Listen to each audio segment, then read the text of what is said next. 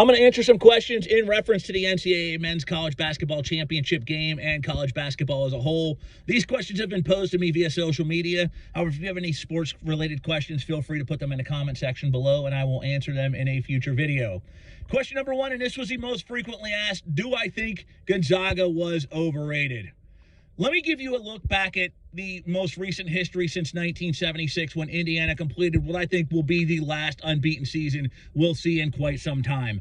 Since then, we've seen a handful of teams go into March Madness with unbeaten records. They were the 1979 Indiana State Sycamores, the 1991 UNLV Running Rebels, the 2004 St. Joseph's Hawks, the 2014 Wichita State Shockers, the 2015 Kentucky Wildcats, and of course Gonzaga last night.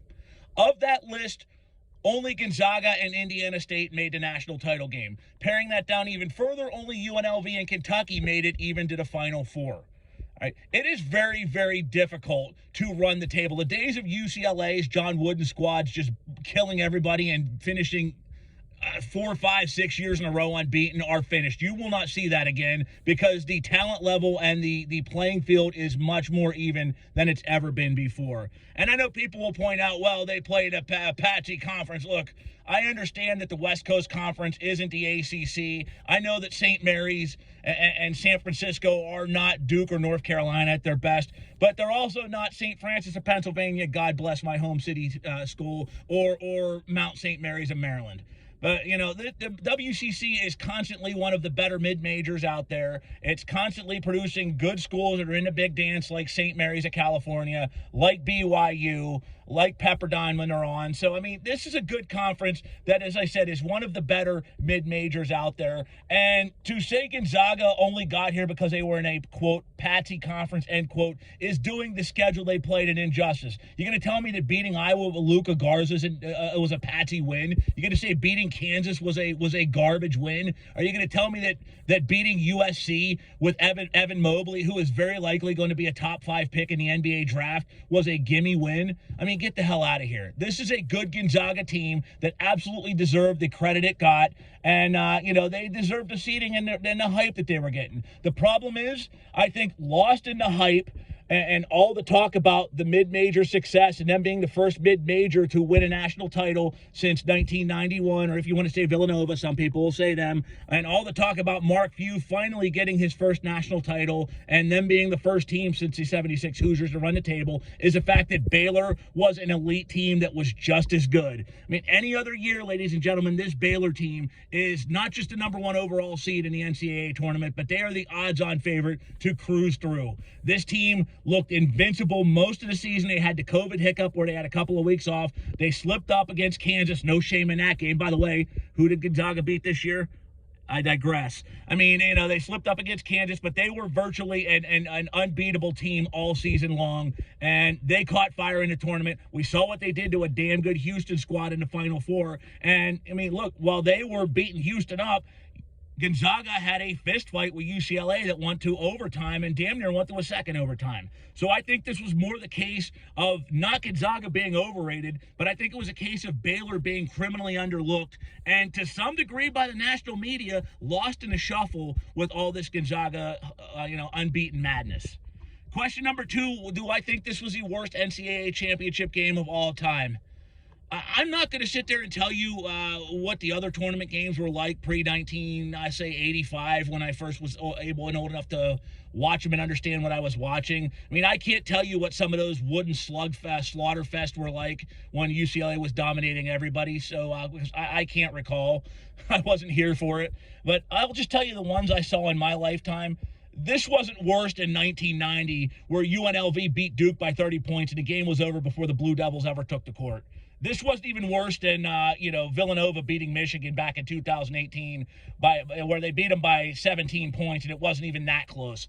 I'll go a step further. This wasn't even worse than Connecticut over Baylor in 2011 where they only beat them by 11, but it was the sloppiest, ugliest championship game I've ever seen. No, it wasn't UNC Villanova. No, it wasn't Seton Hall, Michigan. No, it wasn't even, Virginia, Texas Tech. But it wasn't the worst by any stretch of the imagination. Top 5, I'll definitely say. Biggest letdown? Absolutely. I mean, I thought this would be a much more competitive game. I thought it would be much more balanced. I thought it'd be a back-and-forth affair, and Gonzaga never got their footing. I mean, they were down by 19 points before they even knew what hit them. The fact that they were only down by 10 at the half ought to tell you that this team fought and clawed back. But beyond that point, they never led. They never got within single digits. It was a letdown. It was absolutely a letdown game. It was, one that was a much more one-sided, decisive beatdown than I expected. But it wasn't the worst I've seen, not by a long shot. Do I think Mark Few will ever win a national title at Gonzaga? I know they're the favorites heading into next year, but I know they'll also have to replace Jalen Suggs, who is going to be a lottery pick, and he was the heart and soul of that team. And I know they've had to replace superstars many times in the past. Mark Few continues to defy the expectations. I'm never going to say never because, again, that guy has defied expectations his whole career as a coach. I'll just say the clock is ticking. I mean, he's not an old guy, but there's a window of opportunity for every coach to win one, and I think his is coming up. So I'm not going to say no, but I think that, again, that window of opportunity is ticking. Do I think a mid-major will win a national title? I mean, if you consider Villanova a mid-major, we've seen it twice recently. We've seen it happen in the past with UNLV in the Big West. I mean, do I think I'll see anything smaller than the Big East? I mean, again, if you consider the Big East a mid-major now, and I know people have said, well, Syracuse, Georgetown, they weren't a mid-major back in the day, guys. They were one of the power conferences in basketball. Again, it's debatable whether you consider this Big East a mid-major or not. But do I consider, do I think somebody like a Gonzaga or somebody in that level, Wichita State, will win a national title? I mean, the playing field is tightening up, man. The difference between the powers and the mids is getting closer and closer every year. I think it's going to take one superstar, five-star, hotly recruited prospect to say, look, I'm going to be the one that gives this mid-major that life, and I want to be the one that wins a natty there to really tip it over the top. It's going to take that Larry Bird to Indiana State, in my opinion, for that to happen. Whether it does, I don't know. We'll find out and see. I mean, we saw Maker go to Howard. I mean, it didn't really tip the envelope, but I think it's going to take something like that. Again, a massive five-star recruit that everybody wants. We're talking the Dukes, the Kentuckys, the North Carolinas, the UCLAs, the Blue Bloods, that's going to go to a place like Wichita State or Gonzaga, that I think will be the one that tips him over the top. Who do I think had the best and worst coaching hires in the coaching carousel so far? Listen, worst is subjective because I know a lot of people a few years ago were absolutely lifting their leg over the Mick Cronin hire, and he's so far looking to be just what the doctor ordered for that school. So I try to avoid the worst because then it comes back and bites me.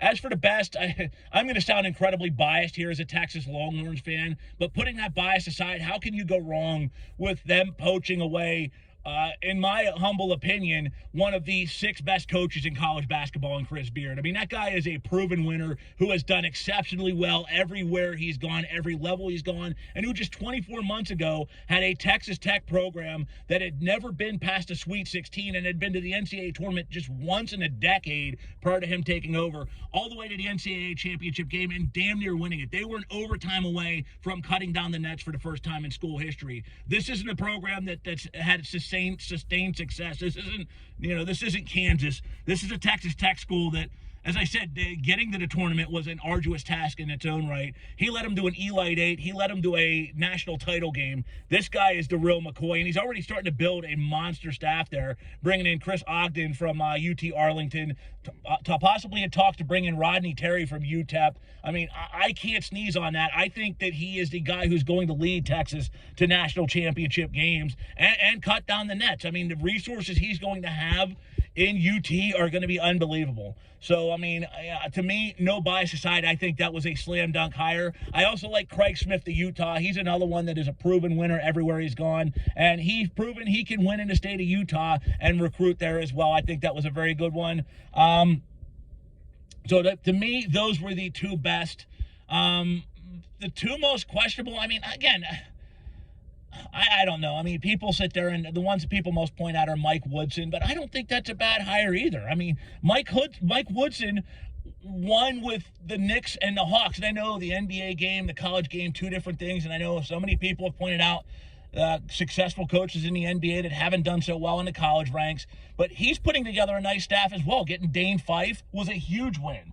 I mean, to me, if you can win in New York under James Dolan, you absolutely can win in Indiana. And again, the key is putting together a killer staff. So I'm not going to, no disrespect, but I don't want to answer who the worst coaching hire is, because that'll come back to bite me. And me saying who the worst coach is, I'm an analyst. I'm not a coach. I mean, they all got their traits in their own right. Even the worst, even the worst coaching hire that turns out to be a complete bomb made sense at the time. What do I think of Texas Tech fans calling Chris Beard Judas? Was he Judas when he left UNLV after 19 days to come to Lubbock back in 2016? Was he Judas when he led you to a national title game 24 months ago? I mean, it's easy to sit there and call him names and say he's a lousy coach. That's another one. He's a lousy coach. Okay, he's a lousy coach, yet he did better for you than Bob Knight did. Okay, he did better for you than any coach ever did. And yeah, I understand it stings. I understand that, having him leave, there's going to be some hurt feelings. There's going to be some anger. I get it. I really do. But just understand this. If he can do it with you, he can do it to you. And you celebrated him leaving UNLV at the altar after 19 days. Okay, he wasn't even in Las Vegas. I've been on vacations in Las Vegas that lasted longer than his tenure as a coach there did. And that was A-okay. It was great. But now he's leaving for what he feels are greener pastures. He's going to his alma mater, and all of a sudden he's Judas. He's a con man. He was a terrible coach. Give me a break. And listen, I'm not naive. People like Chris Beard, they're job hoppers. I mean, the fact is, this guy has been through, 6, 7 jobs in the last decade. I'm not naive enough to think that Texas is his final destination. He wins a national title or two there. I don't doubt that the NBA will come knocking, and I don't doubt that he'll probably test his feet and test the waters there. And, will I be a little stung when that happens? Absolutely. But if he takes us to a national title game and wins a national title or two, who am I to say he's a bad coach or a Judas? I mean, it's coaching. Get while the getting's good. So, give me a break about this Judas nonsense. You sound like the jilted lover. You sound like the butthurt engine that could. I said he wasn't a Judas when you pried him away from UCLA or UNLV. He wasn't a Judas when he almost won you a national title. He wasn't a lousy coach then. He was the second coming that you were ready to erect a statue outside the streets of Lubbock for. So, cut the crap. So that'll about wrap it up, ladies and gentlemen. Thank you for listening to this long-winded video. And if you have any questions, feel free to ask them below. I will try to answer them in a future video. But if you do me a favor, you like what you heard here, please like, share, and subscribe. And I will talk to you again next time.